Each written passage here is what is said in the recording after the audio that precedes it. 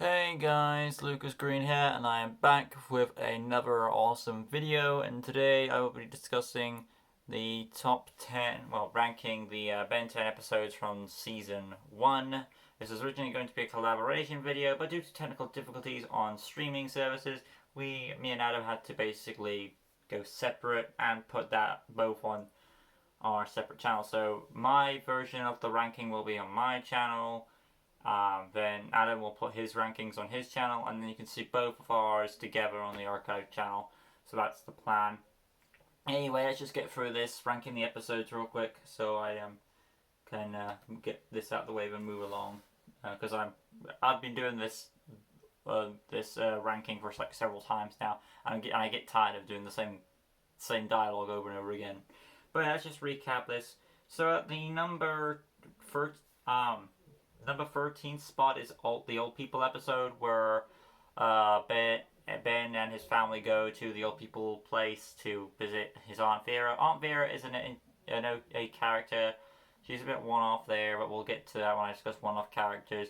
As for the episode itself, though, it's about Ben's habit, take that he is to spend part of his summer vacation with his aunt, who doesn't seem to like very much. She's a bit awkward for him. And then you have, Gwen and Max are easily welcomed with her, and then it's revealed that later on there's this alien race called the Limax who are taking all the old people so they can eat them, while the young people, they don't want them because they're not tender or juicy enough for their liking. So they use body swap imposters to get in there and try and sneak them from behind people's backs. So there is a bit of. The only thing good about it, I suppose, is at the end when Aunt Vera admits that she may know that Ben is an alien hero. But apart from that, and of course the villain, the main one of the Limax being Morty, who is the most intimidating of the Limax. I feel like they're the only two saving graces there. So other than that, it's really kind of a drag for me. So that's why the old people episode of Ben 10, heck, I can't remember its name. The episode of this episode very well. So as it stands, though, the episode of the overtime episode is my least favorite of the is it of all of the original series? Maybe, but I know for a fact it's my least favorite of of season 1. Moving on to the next spot on my list, I think it's number 12 because 13, 12, 11, 10, 9, 8, 7, 6, 5, 4, 3. Yeah, I'm up to date. But yeah, number 12 is Side Effects, which is the debut of Clancy.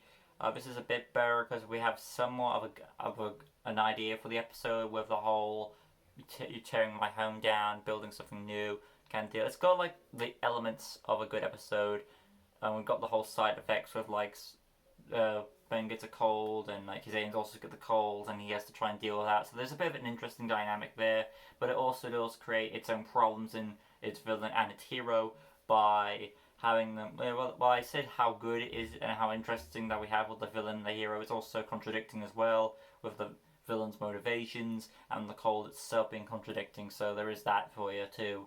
So its strength is also its greatest weakness there. So that's what kind of drags down the episode of Side Effects. Moving on to the next episode, which is number 1. That's 12. This is 11. Which is the Megawatt episode. Again, I think it's called Tourist Trap. The only two good elements of this episode are Megawatt and the Mayor for his cynical dialogue, and of course Megawatt himself, who is the insane villain. But it's just another episode that drags, kind of like the old people episode, where you have Max trying to take them to this place with incredible sights of like the world's biggest fishbowl or the world's toothpicks or whatever like that. And then you've got the giant rubber band ball which contains the alien known as Megawatt, and yes, they do later confirm that Megawatt is an alien. So aside from those two elements, it doesn't really save the episode from being kind of dry and forgettable. But yeah, that's the episode of Megawatt. Moving on, the next episode on my list is the Kraken debut, or I should say the Kraken episode, because this creature I don't think ever returns. It's basically an episode to get Ripjaw's more in the water there. It's nice to have Ben fight against different creatures besides aliens and stuff like that. So having like a mythological creature like the Kraken is an interesting choice. Then of course it drags the only so that's one of the good elements. The other two good elements I would say, there was something else. Um, I think it's the other element that was good was Captain Shaw as this one-off side character. But that'll be going on to him when I get to one-off side characters. But he's another element that helps the episode get some more pride from the other ones with the whole Jaws reference there. As for the villain is kind of weak because you had just another human villain called Jonah who's pretending to be like this environmental protection of fish, but it turns out he's actually a poster. He's actually a poacher disguised as an environmental group. So yeah, so the environmental messages kind of hit on the nose right there, which kind of is. It all depends on. For me, I'm tired of this message. Like I'm tired of seeing this episode done. I mean, I understand why for the sake of kids, but at the same time, it doesn't stop me from getting tired of it. So at the same time, while this episode has some good moments, I feel like its cliche moments bring it down quite a bit for me. That's just why I'm not a big fan of this episode. But yeah, Kraken is okay. I'll take it over all once. Next up is the small problem episode, which is where Ben is stuck as grey matter for a majority of the time. And while it does kind of drag with the one-off side character Hal, who is essentially a geek nerd who believes in aliens, and for some reason the villain of the episode, Enoch, has him in his clutches. He's probably so desperate to get any sort of hint at an alien artifact, he'll just go to nerds for it. So there's that. And I don't understand why Hal himself is working with these guys, because like the only reason I can think of is because he wants to be part of their group. I guess that's the only reason I can think of. But yeah, throughout this episode we have Ben as grey matter stuck inside a house and doing this Tom and Jerry routine until the climax where he's taken to Enoch himself. But yeah, it's interesting to see how we get Ben stuck as a one alien for a whole episode, majority of an episode, and he gets to know the alien a bit better, know that grey matter is more useful than he thought. So I feel like there's some good stuff implied there. And when he turns back into Ben, he's upset and he's stuck. So yeah, it just gives grey matter a bit more praise than he normally is. Even though he's the smallest, he is actually the smartest. So that's what it does for you.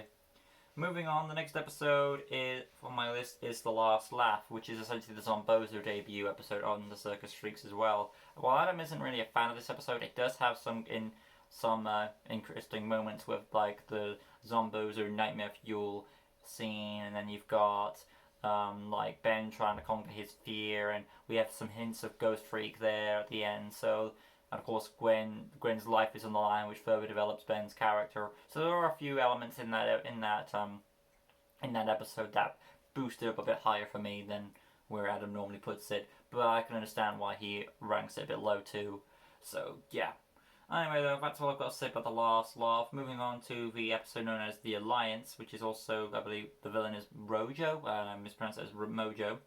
But yeah, that's another interesting episode where we have it starts off with these thugs, and it turns out they're women, and Ben doesn't want to hit the women, which is, personally, I don't understand. Like, I would like to treat genders equally here, so like men and women and children both and all that, so we're all equal rights. But no, because they're women, he's not going to take them down. So that's what, and it leads to Max getting hurt and taken to the hospital.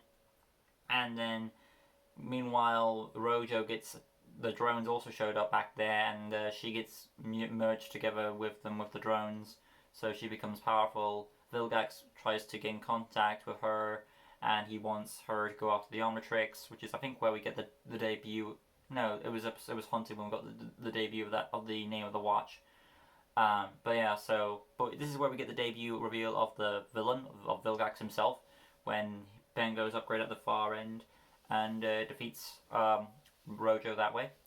As it stands, though, it's a good development episode for Ben, as well as I mean, Gwen gets some character development there too, but it's mostly a Ben episode, understanding, like, if I wasn't wearing this watch, we wouldn't be in this mess, and he feeling like it's better if I stay away from you guys. So he was going to basically do like a runaway type of thing, which is kind of which would kind of be an interesting thing to see how that would work.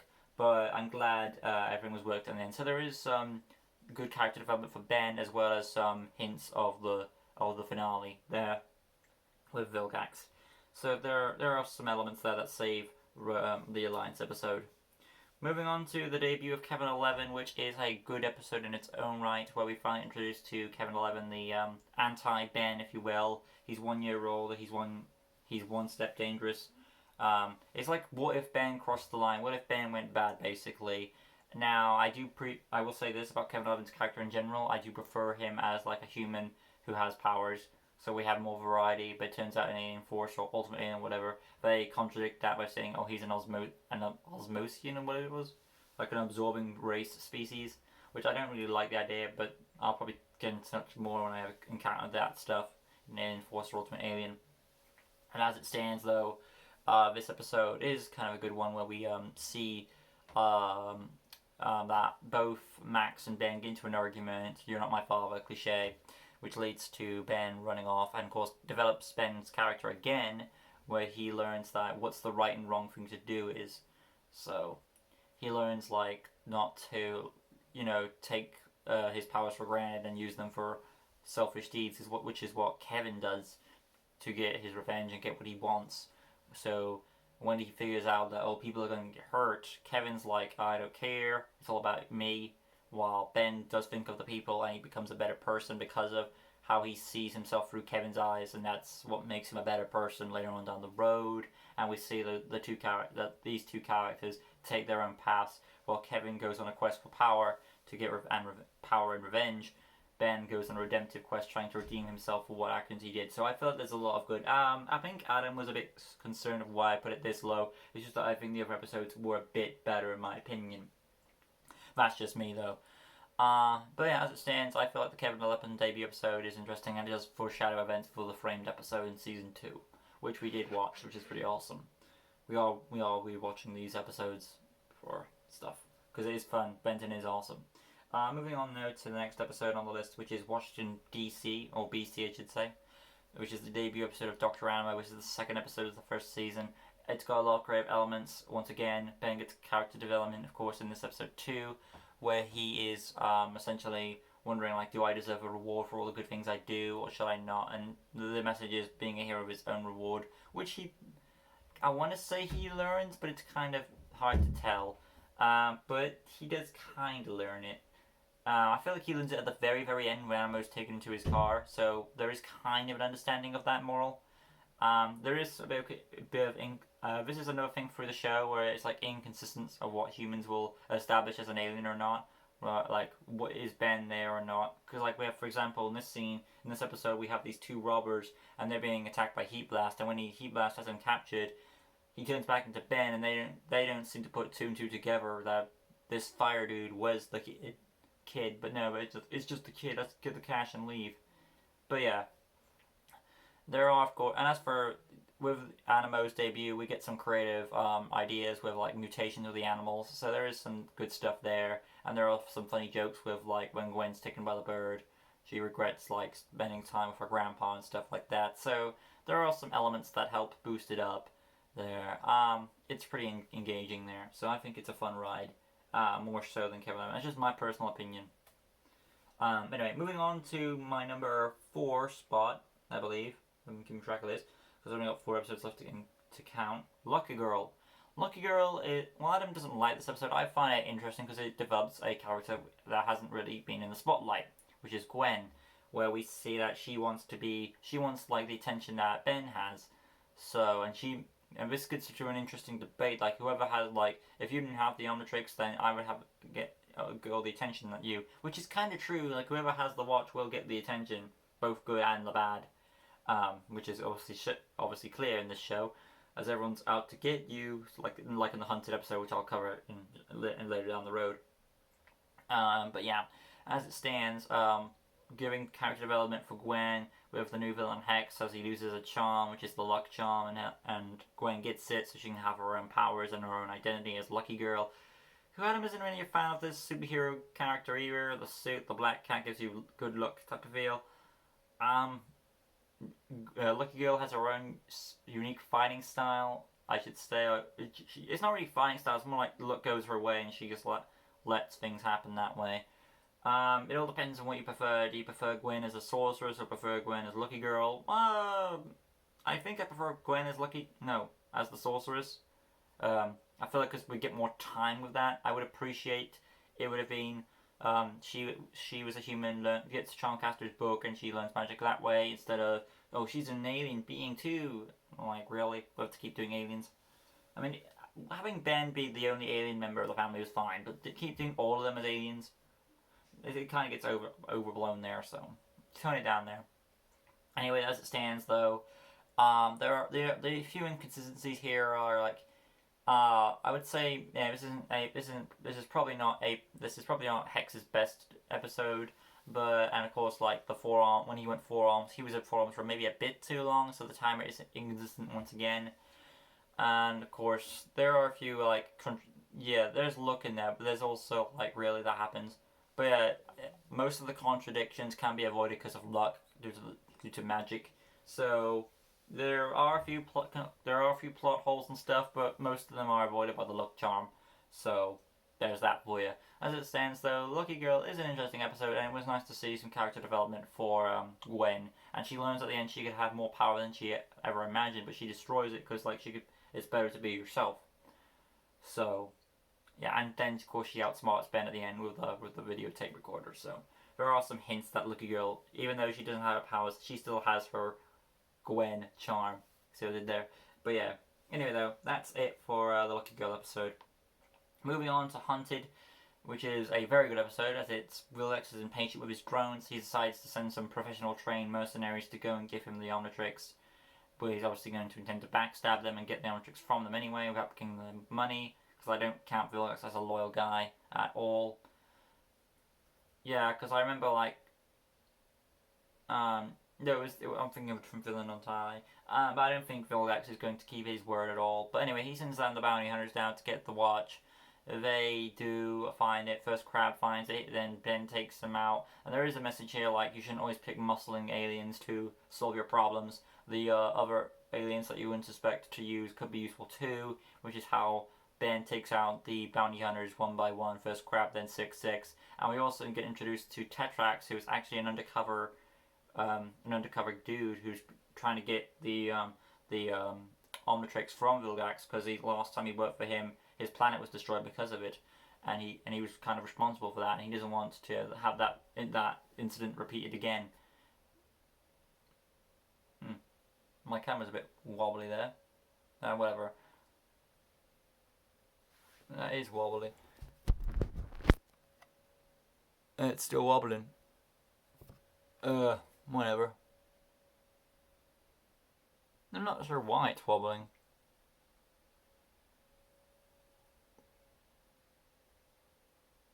But it is wobbling, which is weird. I suppose what I'll do is I'll let it wobble, and oh, there we go. There we go. I'll let it wobble, I suppose, and I'll just wrap this video up because I'm almost done here. I might as well do. I mean, it could be worse. Hopefully the wobbling doesn't bother you guys too much.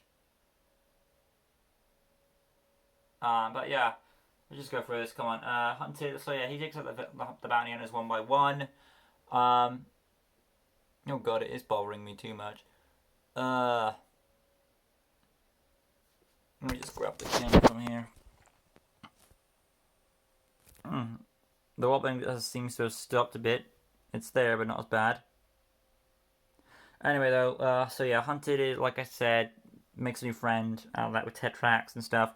So overall, it gives some good character development for Ben. Moving on to Secrets. Yes, that is my number 2. So obviously, number 1 is going to be in then World War 10.